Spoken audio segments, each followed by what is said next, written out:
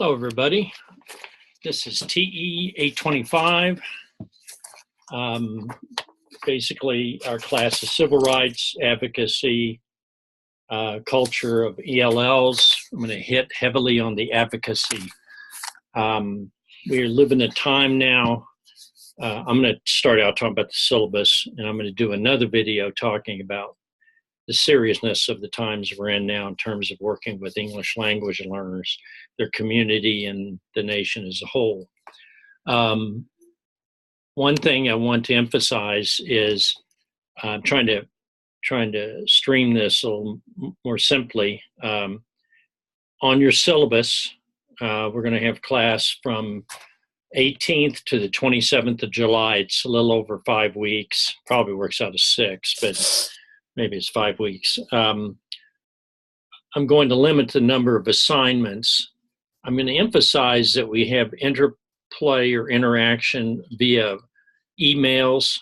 There will be discussion boards too on Canvas, but I want to emphasize that I will be interacting with you quite a bit. I find this really helpful.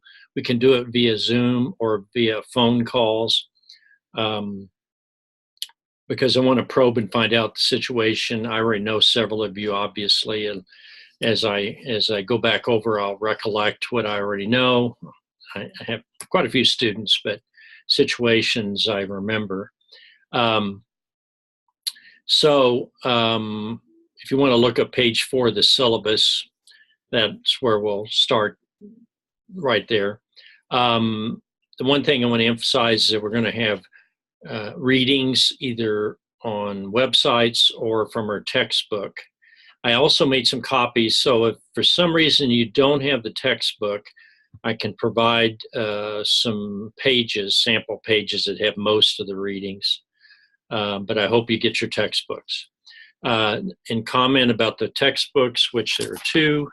These are relatively old, and I've discovered that I really think I would like to write a book because these are a little bit out of date, and they're back early 2000s. But the situation's changed dramatically in the last 2 or 3 years in terms of ELLs, their immigration status, and the general attitude of the country, and much more sensitive and critical is your job as an advocate. So that's why this class, I think, is very important to me. So, and I'm sure it's important to you.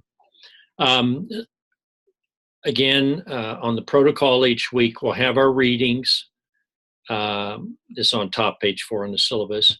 I'll have a homemade video just like this one. I may have more than one, depending on what I have to say, and I'm going to try to make them not so long.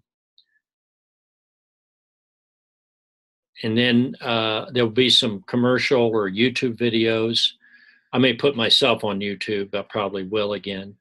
And I'll post links to these other videos or clips. I try to get stuff that's very current. And then websites to visit. And then there'll be an original discussion entry. You'll have one big one. The first one's going to be not a culture map for you, but a culture map of your community. So I've changed that assignment somewhat. And then it'll be quite extensive. It'll be a 40-point deal. The rest of them will all be 20 points. So there's going to be 4 additional discussions at 20 points each. So a grand total of 120. I'm not really into the point stuff, but I put it on there because I can put them down and feel you're doing okay in the class. I know I don't grade things quite as fast, so I'm going to work on that. All right, I've got some other videos. Some of these videos I have listed here, you've already seen them. 9500 Liberty, New Faces on Main Street is kind of an old one. Still good, though, because it's a nice, solid one. God Grew Tired of Us, Do You Speak American? I may have shown that to you in 804. But I'm going to try to come up with some other stuff to go with this. So if you say, I already know 9500 Liberty, you can skim through it. By the way, you should know that the guy who kind of played the bad guy on, or the very, how do I want to say this? The main character opposing immigrants in Manassas, Virginia, in the video 9500 Liberty, if you've seen it, he just won the nomination for senator in Virginia. And it's all, and all that stuff that's in the 9500 Liberty, that's all starting up over again in his campaign. Okay. I just wanted to let you know his name's Corey Stewart. You can look him up, and there'll be plenty of video about him now. Okay, now, so I'll do my videos each week. You'll have an assignment. Now I want to mention something. There'll be an assignment on the assignment page, and that may or may not have a requirement that you submit a document or something, but the discussion's on a separate place on the grade book. So you look at the assignment, and if there's something you have to send back on assignment, you can load it into the Canvas assignment. But the assignment will mention the discussion, and then you have to go to the discussion, and that's on a separate column. So let's be straight with that. So you should say assignment column for, and then a column for discussion. Then the next week there'll be the, same repeating pattern. All right, the first assignment, which I'll talk about on another video, is to do a cultural map. I'm not going to talk about it much here, but it's on page 5, and it's pretty clear. I put a lot of detail in here. But you can always email me, or you can call me on my cell phone. That's available, 308-440-2752. Now, the major assignments, and I've changed these because I've changed this class in response to the current conditions. One thing I want you to do is an annotated compilation of 10 websites related to advocacy for English language learners. You're going to have to search for these. I'm going to give you plenty of these in my talks, but I've even got an example in here about how to do annotated. Annotated means you talk about what it is, what the website is, the value of the website, how useful it is, and then how it can be used with your students. So you write maybe 4 or 5 sentences. It's not a huge assignment, but that'll be due on July 1st. Hopefully you'll just send it. You can either email me or send it on the assignment sheet, just one way or the other, okay? On July 20th, we're going to do something really different. I'm going to ask you to compile a resource notebook. This can be electronic. It basically is a working document. I would describe it like a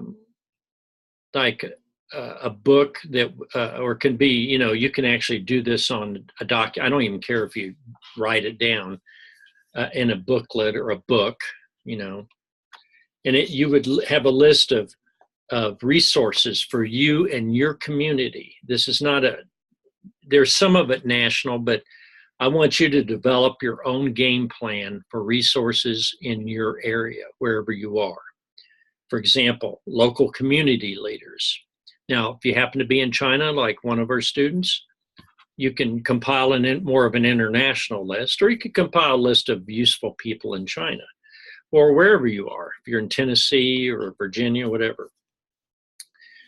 So there'll be a section on local community leaders, educational experts that might help you. They could be local, or they could be state, or they could be national, but you actually have ways to contact them. So I'm not just talking about government websites that you'd go to. There can be a place for that, but that you're not going to be able to call up the Assistant Secretary of Education to get some assistance with something in your school. Also, migrant or immigration resource people. For instance, in Lexington, they have a welcome center for new people to the community. It's specifically for immigrants or migrants or new people that just need to find out everything from medical, with what they can do if they don't have medical insurance, to maybe legal assistance with immigration. They give them at least some direction. It's very useful, and I'm impressed that Lexington has that. Cultural informants, you as a teacher will have all kinds of people. I'm not talking official. I mean, they're going to be your cultural informants. And I put an example. Maybe there's a bilingual mother who knows all about Guatemalan culture and is willing to talk to your class or help you. And so you'd have her listed, and you'd write down in there what she can do for you. cultural websites online. You can find all kinds of websites to help people that are, say, they immigrated from the country of Liberia in Africa, and they want to be able to go to, you can say, there's a website that tells us what's going on in Liberia and gives us some ideas. So that was something you could add. And then books, videos, magazines, films. This is another example. That's a section of it. Emergency, what to do in case of protocols. What if there's an immigration raid? I'm going to be talking about what happens in this class. Consulate phones. Is there a consulate for the country of that person, of that student's family? You know, how can you get a hold of somebody for the consulate of the state of Mexico? What about, are there attorneys in your community or somebody you can call without having to pay money, you know, just get general information? Churches are really useful in this. You can arrange this any way you want, but it should have sections. And it can be in one of these books you buy at the stationery store or Walmart, where it just has contacts and things like that. But it needs to be detailed. And this is something I want you, for the most part, to be able to share with everybody else in the class. There may be parts that's, you know, really sensitive information that you don't want to write it down for other people. That could happen, but mostly that won't happen. And I've written quite a bit describing this. So that's a big assignment, due July 20th. And then finally, there's a wildcard assignment, kind of like I've had in my past classes. I'm giving you options, all kinds of options. And you can propose other options. A diversity study of your community or region. Going back in time, I'm not just talking recently, although recently could be more relevant. You know, if you live in Holdridge, you're going to have some ELL, English language learners. By the way, they're now known as English learners. And so then you might go back, they're having Swedish days in Holdridge here in Nebraska, and celebrating Swedish heritage. Different places in Nebraska have little, I think Eustis has German days, they call it Juneteenth, maybe happening about the same time. And then you got Oktoberfest for Germans. You got places like the Czech Festival in Wilbur, Nebraska, and Polish days in Loop City. I think it's Loop City. And then they have a multicultural day over in Grand Island, and so on and so forth. And Omaha and Lincoln have tons of things. So wherever you are, you should be able to look these up, and you have to spend some time. I don't have an answer for all these. I just expect you to have a nice, you know, details in there. Okay, you can also just write a 5-page paper over legal issues, because I do talk about those in this class, but I don't, I do want to mention that the law, as we have previously seen it enforced and as a protocol, is now being upset by current certain individuals in the government that are seeming to dramatically change how immigration. If you've been reading about separation of families at the border, that's something that wasn't done before. Now it's very dramatic, very upsetting to many people. Okay. I'm going to try not to be political, but I can't deny that I have an attitude. But I can't pretend that things aren't what they are. So, but our emphasis here on advocacy is you can't fight the big political battles. You have to help the people in your community. And you have to get all kinds of people to work together to do that. And you're only going to be able to do that by being positive, in most cases, being positive. And you can't file lawsuits against people over every little thing. That doesn't work. It doesn't matter if you have the law on your side. If you have to stomp on people to get your way, you're just going to have more enemies. So try to do it the most efficient way possible to build support. Also, I put down here, you have many different other options, everything from scavenger hunts to a diversity reading list. And when I said diversity reading list, my idea, maybe you have a diversity reading list for kids in your school, and that's a special assignment to go through and read and do journals or something over other cultures, and maybe connect to cultures in the school. So you read a children's book or on people living in Mexico or Canada or Germany or something, and then you actually have somebody in the school or community can supplement that information. Use your imagination. You want to build understanding, multicultural understanding, but and one way to advocate is to build positive relationships. Make the groups bigger than you. Make connections, not about you and what you're doing, but let there be a force or a motivation to get people to change. I also wrote about you could write a play, you could do a video, you could do set up a celebration, a welcoming ceremony for ELs in your community. Do a family tree project. I've just thrown in a lot of ideas. So that's something you can do that you can personalize. So when you get done with this class, you'll have something that you can carry on. I'm not going to sit here and test you over, do you remember this law case? Because once the class is over, you won't remember the law case. We're going to go over these, but I'm not going to expect you to memorize them.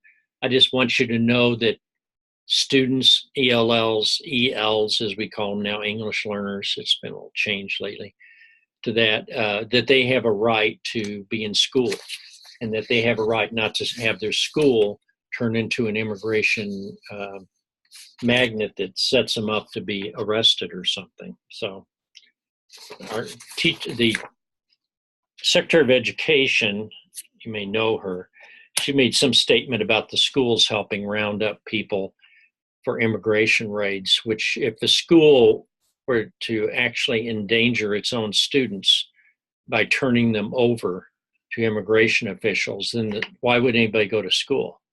And this would be so catastrophic. Not only would kids not get an education, but schools would have no attendance.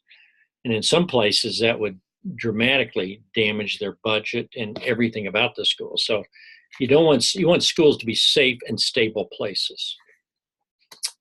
Also, really just a bonus 50 points, is you do a Zoom video with me. We don't record it, but I mean, we talk, or I interview you over the phone, okay? And that is something I want to do because it helps me get more information. You know, online is okay and looking, but I have to talk to you, and I've talked to a lot of you, and that's one of my goals. It helps me. Okay, so I think that's pretty much my syllabus. It adds up to 400 or 500 points, but I hope to make it useful. Now, if some of you have any questions, I mentioned that the ESL endorsement in the state of Nebraska, if you're not doing a master's and you just do the endorsement, that we have put in changes to be made, and those have to be accepted by the state. And if the state accepts those, which we anticipate they will, as of, I believe, August, as soon as we're notified, then you'll be able to get the endorsement with 18 hours. That may change your plans. If you're doing a master's, then you still got to do 36 hours one way or the other. But so I may be able to look at your plan of study if you're doing a master's and make some changes there, or your advisor, and I can help with that. So be in mind of that we've reduced that. And if it goes through, it'll be reduced. Otherwise, it stays at 24. I don't anticipate it staying that way. If you have any other questions, you can email me at tracyge, TRACYGE @unk.edu. And I recorded this video yesterday on my desktop, and if you remember, it was messed up last semester and it didn't play at the right speed. And it looked like I was having a nervous breakdown on there, or making a really bad rap video of some sort. I'd talk and over talk. Hopefully this works. So I will shut up and move on to the next video.